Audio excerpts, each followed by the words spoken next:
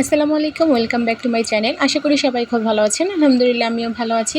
তো এই বৃষ্টির সিজনে কিন্তু একটু ভাজাপুরি খেতে সবারই ভালো লাগে। তো কেএফসি চিকেনটা কিন্তু আমরা অনেকেই পছন্দ করি, আর এটা খাওয়ার জন্য কিন্তু আমাদেরকে রেস্টুরেন্টে যেতে হয়। তো আমার এই রেসিপিটা ফলো করে কিন্তু আপনারা বাড়িতেই কেএফসি চিকেনটা খুব ভালোভাবে তৈরি করতে পারেন।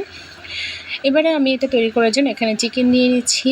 আর চিকেনগুলো চামড়া সমেত, চিকেন ছাড়া যে কেএফসি চিকেন হবে না সেটা কিন্তু একদমই ভুল ধারণা। আমি এখানে চামড়া সমেত এমনকি চামড়া ছাড়াও কিন্তু আমি চিকেনগুলো পিস পিস করে কেটে নিয়েছি। আমি রেস্টুরেন্টের মতো এত বড় বড় করে কেটে নিইনি, আমি আমার প্রয়োজন মতো মিডিয়াম সাইজের করেই কেটে নিয়েছি, কারণ আমার কাছে বড় বড় করে কাটার চাইতে এরকমভাবে কাটলে কিন্তু দেখতেও ভালো লাগে, আর ভেতরে সমস্ত মশলা মশলি খুব ভালোভাবে পৌঁছে যায়, এটা খেতেও খুব টেস্ট হয়।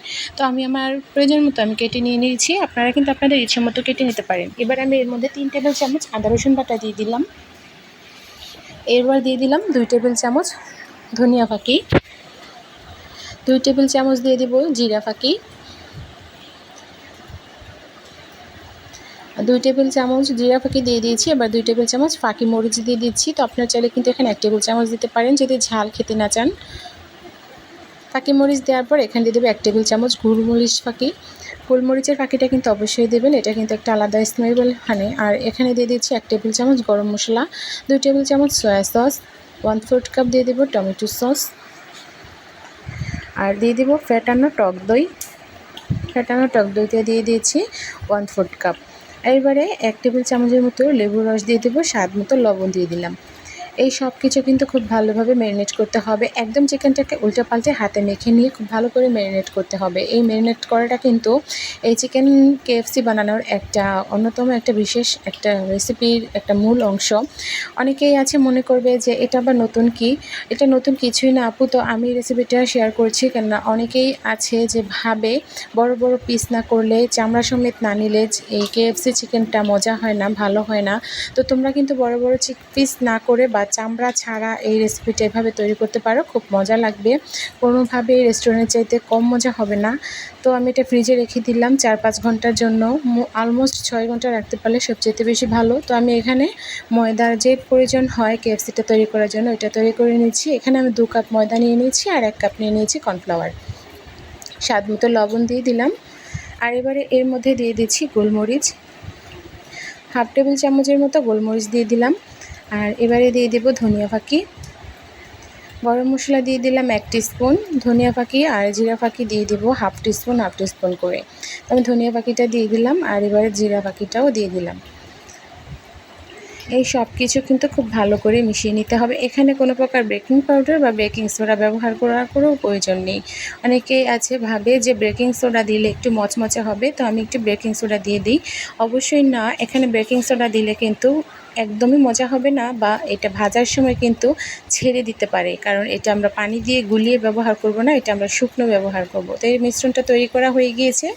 এবার যে ডিমের যে মিশ্রণটা প্রয়োজন হয় আমি ওইটা তৈরি করব।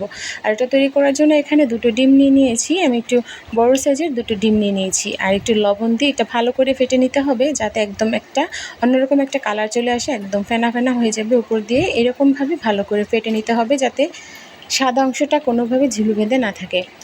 এবারে এটা ফেটানো হয়ে গিয়েছে, আর এর মধ্যে আমি লিকুইড দুধ দিয়ে দেব। আমি 1 কাপ লিকুইড দুধ দিয়ে দিচ্ছি। অনেকে শুধুমাত্র ডিম দিয়ে কিন্তু এই রেসিপিটা তৈরি করে, আর তারপর কিন্তু পানিতে চুবিয়ে রেখে ময়দা দিয়ে মেওয়ান করে ভাজে। তো ওইটার চাইতে কিন্তু এইটা ফলো করলে আপনারা খুব বেশি টেস্ট আনতে পারবেন এই রেসিপির মধ্যে।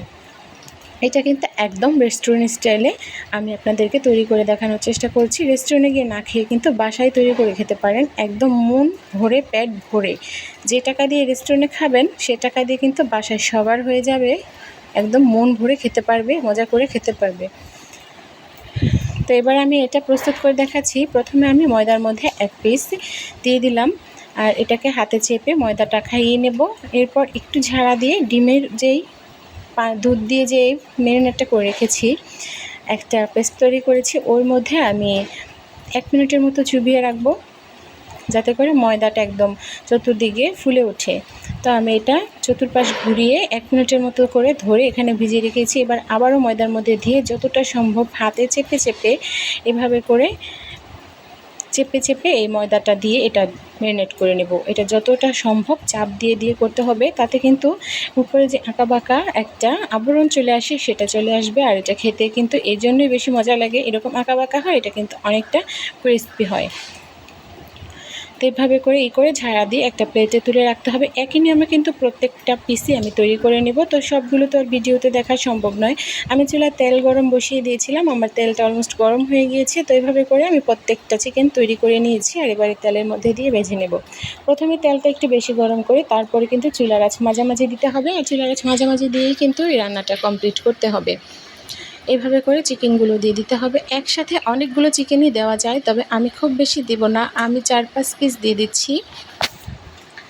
এটা দিয়ে চুলার আঁচ মাঝামাঝি রেখে এটা জাল করতে হবে। সাথে সাথে নাড়া দিতে যাবেন না, উপর দিকে একটু তেল ছিটিয়ে দেবেন। আর 5 মিনিটের আগে এটা উল্টানোর কোনো চেষ্টাই করবেন না, যেহেতু এটা ব্রয়লারের মুরগি, আর ব্রয়লারের মুরগির শরীরে কিন্তু মাংসের পরিমাণটা একটু বেশি হয়। আর এটা কোনো প্রকার আগে থেকে ভাপা দিয়ে নেওয়া হয়নি, সিদ্ধ দিয়ে নেওয়া হয়নি, তাই জন্য 5 মিনিট ধরে এই পিঠটা লাল করে ভেজে নেবেন। তারপর এই পিঠটা উল্টে দিয়ে ভেজে নেবেন। আর এর আগ পর্যন্ত উপরে ভাবে তেল ছিটকাতে থাকবেন, তাহলে কিন্তু উপরের দিকটা একটা কালার চলে আসবে।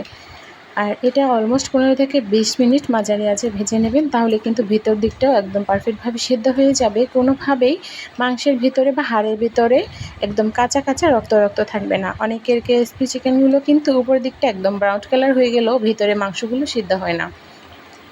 তো এইভাবে করে রেসিপিটা ফলো করলে কিন্তু আপনাদের একদম পারফেক্টভাবে আপনারা তৈরি করতে পারবেন, কোনোভাবে কোনো অংশে কাঁচা থাকারও কোনো চান্স থাকবে না। তো এবার আমি উল্টে নিয়ে খুব ভালো করে ভেজে নিচ্ছি।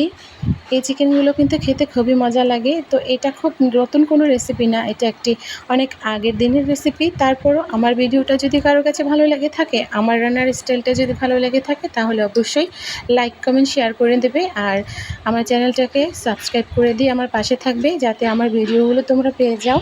তো আমি এগুলো এবারে নামিয়ে নিচ্ছি। আর এইটা কিন্তু গরম গরম খেতে খুবই মজা লাগে।